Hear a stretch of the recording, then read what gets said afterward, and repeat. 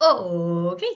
Hello, everyone. Had a moment of tech panic there when it said I couldn't connect. We were just chatting before we went live about tech problems and wondering whose fault it is when something goes wrong.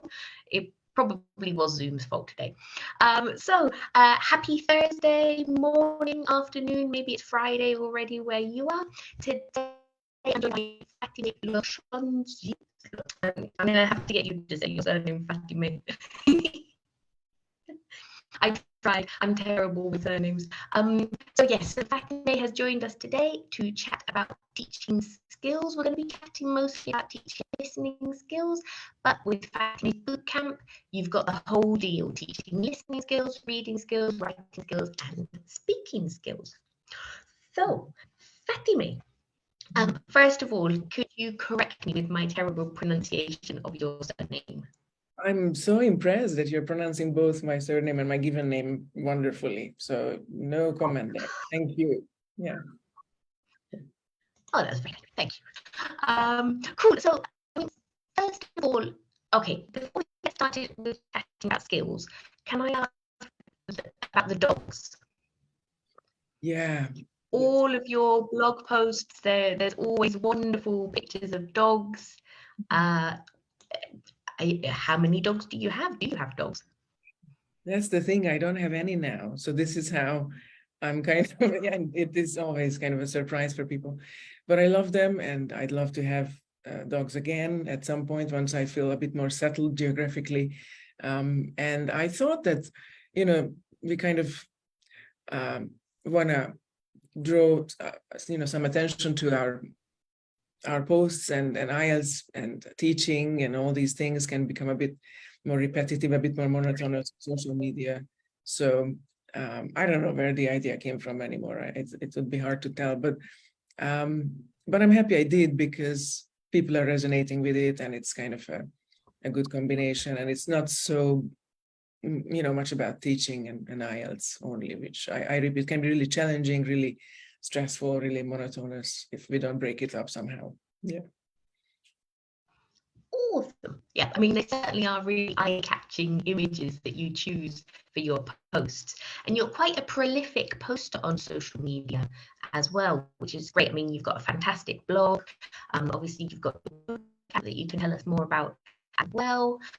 So I was reading on your blog that the kind of the impetus for getting really into skills was when you did your Cambridge Delta. Do you want to tell us a little bit more about that?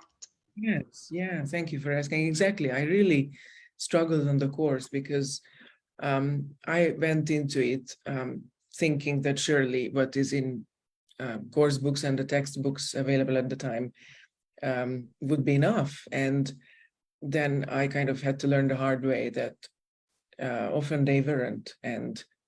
And it felt a bit unfair at the time, to be honest, because I had really been teaching for a good while. I had used most of the best course books on the market. And then I had to kind of realize that, in terms of soft skill teaching and just skills teaching in general, there isn't enough. Often what is in the course books just simply doesn't go deep enough. So it was a steep learning curve to try to write my own materials and to just notice what this whole world of sub skills is at all. And to just kind of try to create my assignments and my lessons around those long lists that are available in textbooks about sub skills. But often it's not really helpful, especially not on a short and very stressful course, to kind of help you as a candidate to go from, okay, this is the list of skills.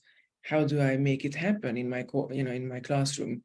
How do I suddenly create a whole lesson around it? And how do I bridge this gap between, okay, now I know that these are the issues, but if there isn't any materials already made for me to just tweak a little, which is often the case when we want to teach grammar or vocabulary, I think our job is often easier. We do want to always scaffold things, we do want to always tweak things to really suit our learners' needs.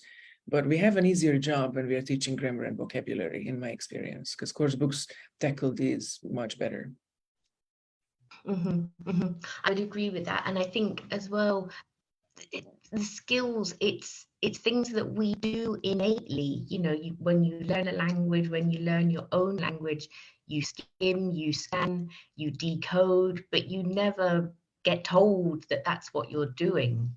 And so I think often as well, a lot of the terminology can be quite overwhelming to teachers Yeah, when they first come across it. and it's less tangible. So, I often talk about the issue of how we have to sometimes communicate with stakeholders, so parents or directors of schools, etc. And then when parents, most importantly, ask about what happened today in class, and the learner can point to some concrete grammar, some concrete vocabulary, that's a more tangible kind of situation. But when it comes to soft skills development, um, things get a bit blurry, exactly because the sub skills in the books are often just grouped together. They don't go deep enough. Um, there isn't enough awareness raising, even if they do in the learner, which is what concerns us, because if they don't become more aware, they are not going to be able to consciously repeat the strategy on their own. So that's what we're aiming for. And yeah, it's and as you said, what we're aiming for as well is to replicate what proficient users of the language, whether native or non-native, do when they listen successfully, do when they listen or read, or we could talk about the other skills as well. But I know we're talking about listening today, so it's really hard to pull it all apart and look at all the little strategies that go into successful listening, and yet it's really important. Yeah. And When, I was going to say, when you first developed this idea of working more in a more focused way on listening, what was your starting point? Like, which of the sub skills would you start with? yeah, so in my course as well, how to teach IELTS listening, the brand new module of my original bootcamp, I really start off by talking a bit about what we learn on the CELTA course and other entry-level qualifications, and how that is, in a sense, mostly just testing skills, really, if we're really, really honest, which is really important to do on that level. It's really useful to equip teachers to be confident enough to go into a classroom and to learn basic classroom management skills, and to be able to administer a CELTA level kind of skills lesson as well, which will often be very outcome focused. So in the case of a receptive skill, it's all about comprehension. We tend to really focus on whether the students got the right answer or the wrong answer for a question, and the kind of the typical script for the lesson is around raising their awareness, or rather raising their interest in the topic, and then pre-teaching some blocking vocabulary, which is as far from taking IELTS as it gets, because first of all, it's not a pass or fail exam, as we know. Therefore, we can't quite, or we shouldn't overuse this, management technique, so to speak, that we grade our language excessively, because then we're depriving our learners from the opportunity to learn how to decipher and how to work out meaning from context. So that's just, my pet peeve around pre-teaching vocabulary in general. Then setting a gist task, listening for gist, setting a detailed task, and then listening for detail, and then checking the answers, and then maybe running some sort of a follow-up activity, which again tends to be more loosely connected to either the topic or some key vocabulary, some key difficult vocabulary that came up during the listening or during the reading. So even the follow-up stage is not really exploited for skills development or recapping on any sub-skills development that will have happened.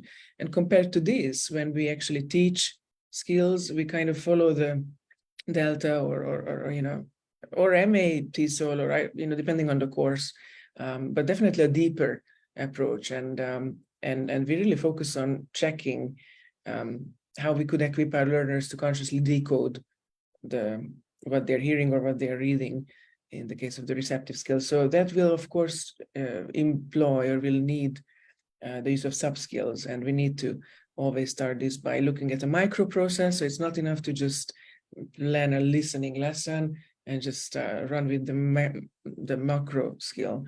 of listening and just dump a full past paper, God forbid, or a longer stretch of an audio at them. But instead, we just want to really isolate one micro skill, create some actionable steps, check what's in the course book if there is enough in it that could be tweaked or upgraded or scaffolded. That's lucky. If there isn't, then we might maybe just keep the actual audio material if we feel that could serve us somehow, and then design some actionable steps that we take them through. And we need to kind of pause and make sure that it all sinks in. So every micro stage in the lesson has to be pinned firmly down before we move on, because we really want our learners reflecting, noticing, comparing to their older strategies or lack thereof, and then noticing how they're kind of developing a new one. And this is what will raise their awareness, and this will also lead to them being able to replicate the same strategies on their own as well, which is really what we are aiming for. And yeah, like I said, it doesn't really happen much in course books, and definitely not if we just administer past papers, because that is, in a sense, what I like to call testing and scolding, which is what I used to do when I was starting out, past CELTA or starting out with IELTS as well. And, the stronger learners might learn something from it. So to be fair, it's better than nothing. It's still kind of related. But with weaker learners, or if we're not lucky, we might actually accidentally demoralize and fossilize instead of actually teaching. So I think it's really important to just to notice these propensities in course books, that there is always, an analysis after the fact. So there's this post hoc, like if you listened, these were the answers, and you got number 2, 5, and 7 wrong. You see now why the listener didn't quite say what you thought they meant. So this is really not really teaching yet, and neither is the fact that in course books we really, like I said, we dump many sub skills together. We don't really meticulously and precisely isolate them to just hone in on one at a time, which is really hard because, like you said, proficient users of a language will be employing a lot of bottom-up, top-down, interactive writing, editing. Where are we now? It's been a long while since the previous question, so surely they are answering the next one right now. So there is a tempo and just kind of moving along as they do on the tape, kind of a skill as well needed. So it's a lot for our learners, which is exactly why we should pull it apart and help them sub-skill, by sub-skills, so one at a time. And we should move away from focusing only on synonyms, which is another big tendency, because there is more to sub-skill than just dealing with them. They're super important, and there are many ways how they can trip learners up, I agree. But I think that's kind of limiting as well. There is, this tendency to pre-teach vocabulary and to activate learners' schemata around the topic, which again doesn't quite happen so comfortably on the exam, does it? I mean, learners have much less time, and they don't read, like, listen to a farmer talking about sustainable farming in Greece. I'm just, improvising. But they will just look at the notes, and they will look at, the information that's already there, and they will have to kind of orient based on that. But it's not so ample, it's not so leisurely. Therefore, we shouldn't really model this in our lessons as well, because it's a bit misleading. And I don't know if there are any questions or comments before I rush on to all the other things that I dislike about course books. We haven't had any comments so far. Apparently my feed is broken, like my audio, but yours is fine, so that's great. You're what people want to hear. So that's good. Wow. But so yeah, if anybody does have any questions, pop them in the chat, and I'll be keeping an eye on it. You've mentioned so many interesting things there, and I know you were chatting the other day with Jane about authentic listening materials, because I know in the past materials writers are often given quite fixed structures for listening. So like you say, that you can't have a question immediately after another one. You need students time to assimilate that information before the next question comes along. What are some of the other benefits that you can think of for using authentic materials? Well, first of all, we can really tailor them to our learners' interests. So that's always a plus. If it's not a big group, if, even that can be challenging, right? So if it's a big group and if it's very mixed interests, then it's probably not so easy either, to be fair, but it might be closer to our local reality than whatever is in a more generic international publication. And yeah, another issue is these generic tip boxes, talking about generic, is that, after having run kind of a CELTA-esque listening lesson and then just looking at or getting our learners to look at these generic tip boxes where we give them a couple of tips that are often not exemplified, or even if they are coming out of left field, because if we haven't taken them through the whole experience of kind of dealing with just that one subskill at a time, and suddenly here is this tip, like make sure you notice synonyms. Well, thank you, thank you for telling me that, but what does that mean in action? What does it feel like? How will it help me notice any traps in the material, etc.? So this is why it's much better to go deeper when we create our own materials as well, and then maybe create a listening. If you just want to focus on one sub-skill, let's pick one that is in my course as well, dealing with false starts. Which is the fact that, for example, in part one, where, as we know, candidates are kind of gently eased into the whole exam. So the questions will be simpler and they will be connected to some sort of an everyday social communicative situation. And it's a dialogue, so that's a bit easier to manage because it's not so dense. But if learners are not familiar with the idea of false starts and the fact that just because somebody starts spelling out a word or a surname, a difficult surname, or a phone number, it might not be the right one yet. So it often happens that two speakers are talking and one says, okay, so the phone number of the director is 770-7515, and then the other person says, yeah, that's the one to his office. And then if students jump to this number and they start taking it down, and then the other person goes, but you should want to reach him on his mobile because I don't think he's available on Fridays off, so then that is a problem if we got stuck at, furiously writing down the wrong answer. So this is what we mean by false starts, to really kind of hold our horses in a way and just check whether the name, the number, etc., is what we actually want to put, write down. There is a lot of materials, audio and other, that I designed in my course around just this. Because if this is the sub-skill we choose, the whole lesson could easily be just around this. We could expose them to a couple different examples where a number is wrong because we wrote down the wrong one and the correct one is coming later, or our name is wrong. And then if learners experience this and then we pause the tape, we pause the lesson, so to speak, and they get to talk to one another, to debrief and notice consciously that, just because I'm hearing something, it's not necessarily the right answer, then we're really doing this, going deep enough and raising the awareness that I'm talking about. And similarly, with more complex content in part 3, where we are dealing with the dialogue, but as we know, it's to do with more of an academic context often, and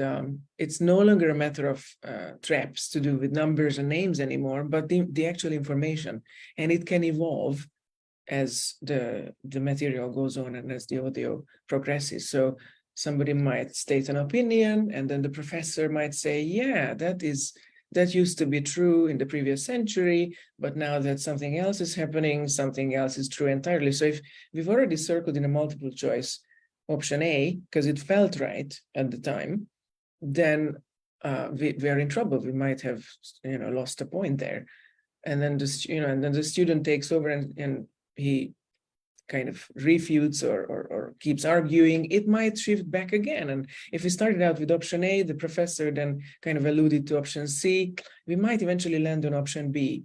And learners need to kind of not let go and not relax into having got the answer already before that whole bit of the conversation that pertains to that question is actually over. So there is a sample material, there is an audio, there is a PDF, and the whole lesson around it in my course as well. So this is what I call meaning being co-constructed between two speakers, and meaning gradually shifting, sometimes multiple times, and learners need to be aware of how this might happen. It doesn't always, but it can, and it's worth noticing.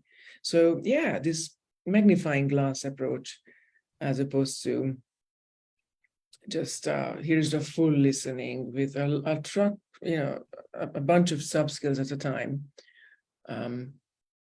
which is really testing in the sense that if we are not helping them notice what just happened, we don't expose them to enough examples of the same sub skill as we do with target language when we're teaching a grammar or vocab lesson. We do want the same 5 items, vocab or otherwise, to keep resurfacing, to keep showing itself in context, so that we can keep building our inner, awareness of how it works how it functions in action, what it looks like, how we, in grammatical terms, how we put it into the negative, etc. So, these wouldn't apply, but the fact that we do need to be exposed more to the same thing for us to actually notice it, and to start experimenting with it more, I think holds to skills teaching as well. Yeah, and I mean, I think nowadays having so many more resources at our fingertips, in the past with a listening lesson, there was probably one audio track per unit, back in the days when it was just purely for comprehension. Whereas now, we can go online and we can look for different people saying the same phrase in different ways or something like that to really help our students focus in on different aspects of the language. But then again, using authentic materials, if they are not authentic in the sense that we recorded it, can be problematic for the same reason, that the same sub-skill or grammar, vocab, if it was systems teaching, tends not to resurface so often. So I'm also a huge proponent of recording our own materials, our own writing, very kind of consciously writing our monologues, writing a dialogue, recording it with a colleague. We can even do that online today. And I did that in my course as well. I really, because I didn't feel that for each sub-skill that I came up with as really representative of the problems that learners face on IELTS, I had to create my own materials, which would, all revolve around just one sub-skill at a time and take that deep enough, and, include lots of false starts, include lots of examples, where meaning was co-constructed, etc. So that's a good idea, I think, to really start experimenting with, what is the sub-skill I want to focus on? Is there really a material that I could adapt, maybe in the course book or in the past papers? And if not, maybe just take a part of it, use that, but then record 2-3 variations of the same thing, where I trap the learners differently, to do with the same issue that I want them to really notice and use more consciously. So there are ways around it, but blindly following a course book is often not gonna cut it, in my experience. Yeah. Yeah. Yeah, we could have a whole other discussion about course books. They're necessary. Yeah, they're necessary. So we don't want to, trash them. They really create a good starting point, right? So it's useful, but I felt betrayed by them on my Delta course, and then I see candidates struggling with the same problem. Because when they see a certain publisher's logo on it, when they see big names, they kind of think that, if this is good enough to be published, then surely it will help me pass my Delta. And it's often not the case necessarily.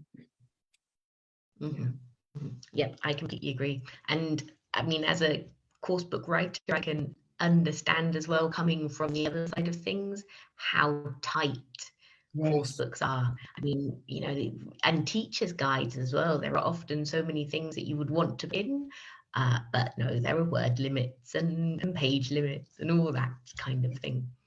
Yeah. Um, and where do you get inspiration for creating your own materials? And obviously, you've talked about being able to adapt things to your students' needs. Where do you find that creativity? Yeah. So, this is how it's kind of a negotiation, isn't it? So and when I wrote my course, I wasn't at the time actively in the classroom. So I really wasn't gearing the reading module, the listening module, towards any, not a concrete group of students whose interests I would have known. Therefore, I really got carried away, and I just used my own interests. So I wrote about witches and kef and fermented foods, which I'm a huge proponent of in my real life. I think they're super healthy. So I wrote about the history of kefir, where it comes from, how it's produced. I wrote about witches and witch hunts, and how, I don't think in this course, but in another material, but that's an example of how the topics that are interesting for me, some of which, by the way, are quite taboo. So that's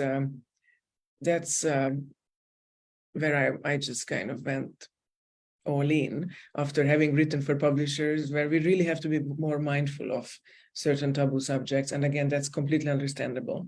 But given that I had a bit more freedom here, I really went um, deep into my favorite topics to do with psychology, all kinds of more fringe topics that are ostensibly academic enough still. So I did look at them from an academic point of view, or I did kind of go in a little bit into the biochemistry, or not too much, because that would be beyond the scope of IELTS as well.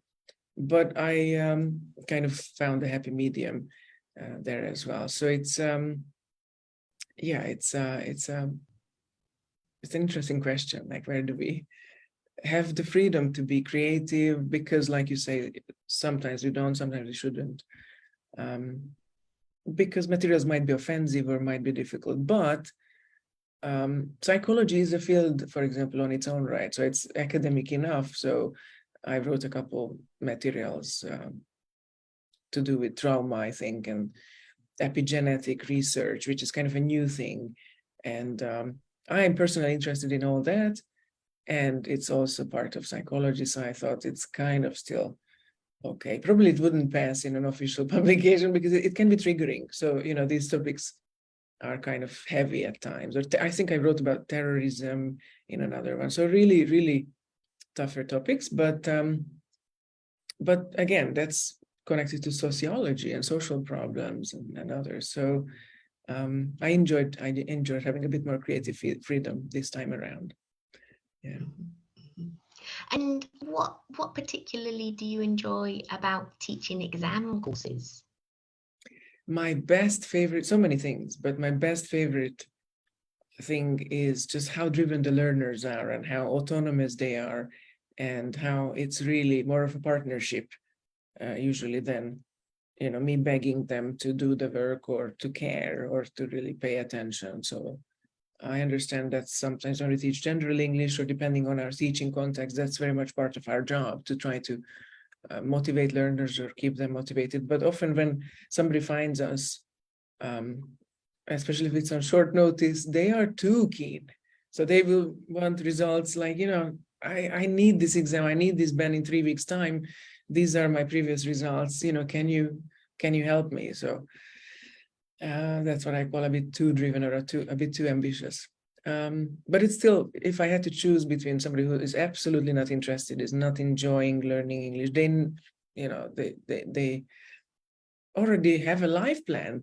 To be fair, I have met teenagers in my teaching career who knew they wouldn't want to travel, they wouldn't want to, so, which is hard to imagine, because today, how can you live without English? But some people might have made a decision not to want to become so good at it, and then struggling to motivate them while not being able to cater to the more motivated ones in the classroom is a whole other challenge, which I didn't enjoy so much as working with exam groups, because then they're usually everybody's on board, everybody's super driven, very open to feedback, actively seeking out feedback, going above and beyond with any homework you assign. So truly, truly inspiring and impressive stuff. Yeah. And I mean, this is probably a stupid question. I imagine I know the answer already, but how do your learners, or when I can imagine that a lot of learners come to class and just want to do practice exam, practice exam, practice exam. What's their reaction when you kind of do these deep dives into this chunk or into this piece of language? That's a very good question. That's not stupid at all, because and this applies to every kind of teaching we want to pull off, because in our local contexts, there will be some expectations of what an English lesson should look like, what kind of script it should follow, and then often we have to, or we often try to push back against it with some level of success. And the same applies to IELTS preparation as well. So what can really help is if we have administered a couple of past papers, which we should, by the way. So we should level test our students. We should run some sort of a diagnostic exam before we start working with them. And then if we have done a couple more, maybe not full past papers, but like a full part one and another part one. And if we notice that they are struggling with the same issue again, that they're too gullible and they jump at the first number or the first surname that's being spelled out, then we can kind of use one of these PDFs and one of the materials in my course as well, or design our own just around that. And it will be justified, and it will be much easier to sell to them, because we will be able to show that, look, you had the situation here, and then it's the same problem again. And I think we would benefit from checking what's happening here, that you're so quick to circle the wrong answer and don't hold out until the speakers are done talking about that bit. So it has to be negotiated, especially with more autonomous learners, especially with adults, and it's gonna increase our credibility and our authority if we are able to say why we believe that it would be worth taking out that magnifying glass and go deeper into one subskill and another. And by the way, when people are asking me, okay, there are these 25 concrete subskills in my listening course as well that I singled out and I thought are most representative. And I often I'm asked by IELTS teachers, do I have to administer all these to all my learners always, ever? And the answer is no, but you should know about these solutions. And if you see the problem, you will be much more conscious, and then you can jump into action. And of course, if they're not struggling with this, but some other things like they never respect the word count, then you work on that, and then you kind of give them the materials that I wrote around that, which is all to do with how, if we just do a bit of grammatical massaging and transform the information, for example, from a noun phrase into a compound noun. If the word count says maximum, no more than 2 words, and if the information on the tape is that the production of movies is da da da da, then we can show them that movie production will do just fine, and then we have met the word count as well. So depending on what we notice is happening is what we should want to teach. That still stands, that's still true. And if the learner is more autonomous, higher level already, has tried the exam before, is generally on a good level already, then probably we will be kind of using more past papers and gentler tweaks and less of these deep dives, because there might not be too much time realistically either. I'm still just in shock. Did you say 25 subskills for listening? Yes, to do with IELTS. So this is very IELTS specific, yeah. But I mean, obviously, and a lot of these would feed into other exams as well, like the Cambridge exam suite and so on. Some of them do, and some don't, because as we know, IELTS is quite unique in certain ways. One is that we get to listen once only. So I think this will mean that some of the strategies that we are teaching our learners who are preparing for the first or the advanced or the proficiency, we have this luxury that they have to orient the first time around, but they are kind of calm because they know they will get to listen once again. And in IELTS, it's a whole other situation. The material is less dense. The questions are probably a bit more evenly spread out to kind of counter this, but it's a different strategy that they will need. And so, and the fact that it's not a pass or fail exam targeting one particular level, it's a Common European Framework 1, so it's not a B1 level exam, it's everything altogether, as we know, so 0 to 9. So this will mean that the vocabulary is not going to be graded in the exam, which is why I don't really like the pre-teaching any kind of difficult vocabulary if we are preparing students for the IELTS exam, because they won't be spoon-fed in difficult vocabulary. So it's really a question of how confident they become about working out meaning from context and co-text for themselves, which is a skill on its own right.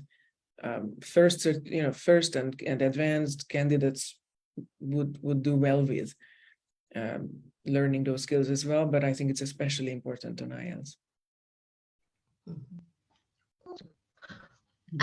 Okay, so tell us a little more about your boot camp. What can teachers expect to get from it?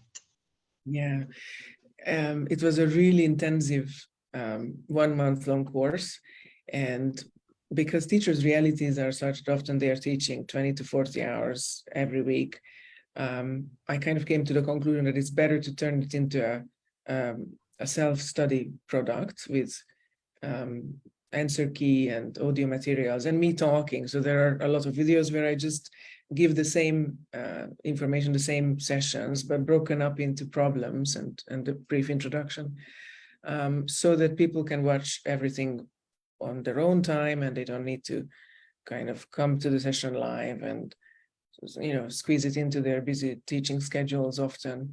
So this is how it's becoming, I think, more manageable for teachers, and it's also kind of cheaper because each module for the time being is now $49 only.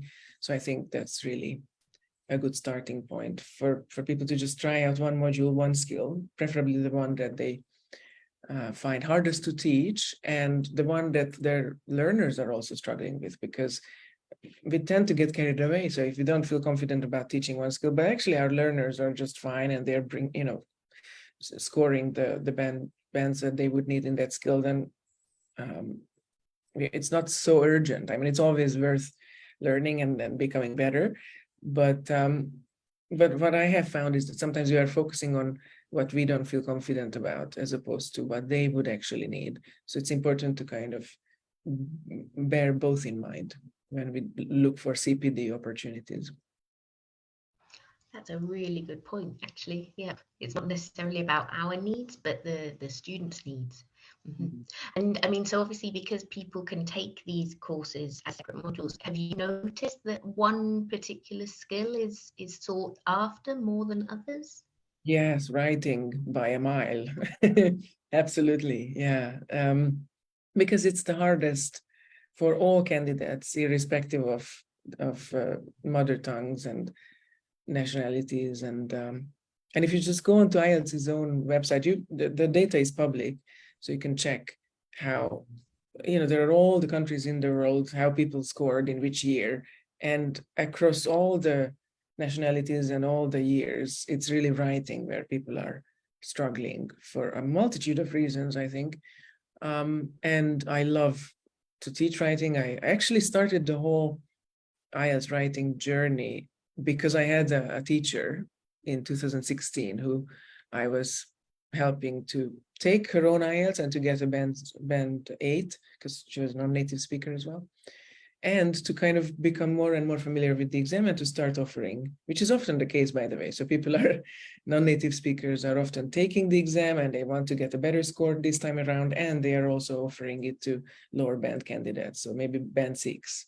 And that's wonderful, that's fine. And that's actually a really good strategy, because if you really know the exam inside out, because you have taken it as well, then you will be better at teaching it. Not automatically. So that would be a misunderstanding as well, to assume that just because somebody has taken it and even scored well on it, they will be good at teaching it. So I'm not saying that, but it is worth really knowing the exam inside out. At least take a mock exam at home. So if you don't want to take the exam but do the exam under exam conditions, so that you get a feel for what learners are going through, I think is useful. And she told me that she has taken a lot of courses with various reputable language schools, and my worksheets, had just were wonderful, and they were just an eye-opener when it came to writing sub skills in particular. And why haven't I written a book about all this yet? And she really made me think, and then I kind of compiled all those worksheets, edited them, and that's how the essay writing book was born. And then quickly after that, I wrote one about report writing, letter writing, and then I just couldn't stop. So I I continued with the other skills as well, because I really kind of thought that that's how it will be a complete collection. And this is how it will be helpful for pre-Delta and Delta candidates, as well as IELTS teachers who are really kind of struggling to spice things up and not just use past papers only. Awesome. Well, we haven't had any questions coming in. We've had a couple of comments. Kelly said as well, yeah, the external motivation, that's why she enjoys teaching listening. I know that you've done some preparation for this session, Fatime. Is there anything else that you wanted to add before we round up? I kind of collected a couple sub-skill names just to kind of give people an idea, but this is really just a fraction of the sub-skills that are dealt with at length and in depth in my module. For example, there is work around keeping up with the tape, how to kind of get learners used to the tempo, so that they don't get stuck at some point and then miss all subsequent questions after that, but how to kind of teach them how to skillfully skip when they notice that, probably they have missed a question, but they should still save what's after it.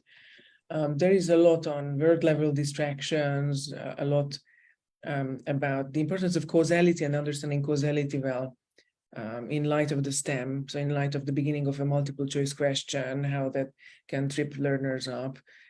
I also talk a lot about grammatical and lexical negations, how sometimes things are expressed with lexical means. So for example, stop functioning, that would be an expression with because of stop, the word stop is a lexical solution, and it probably will sound like won't work or won't be working anymore or something like this on the tape. So that's a negative as well, but it's a grammatical solution. So learners need to kind of be mindful of this. We need to kind of help them notice that this can happen. So it's not only that they're not going to hear the very same words, but they might not even hear another lexical expression to convey the same meaning. So that's yet another sub-skill. I deal with ellipses, how ellipses and dealing with pronouns, using pronouns is really important.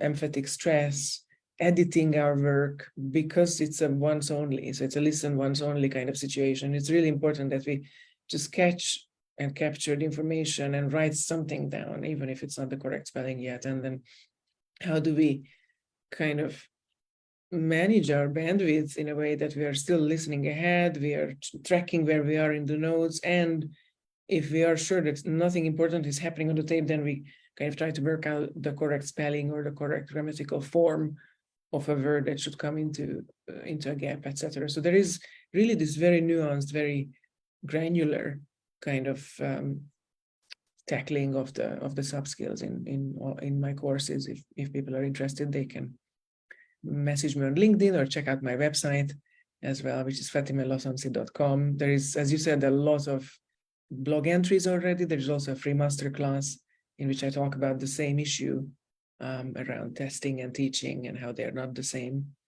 And yeah, I really recommend that everybody kind of start noticing and start examining their course books with a magnifying glass and see where they can isolate, whether a sub-skill is actually isolated, or if it's not, how they could isolate it for their learners, how they could then scaffold by squeezing in one or two extra exercises here and there, which you would have to give out on a handout perhaps, etc.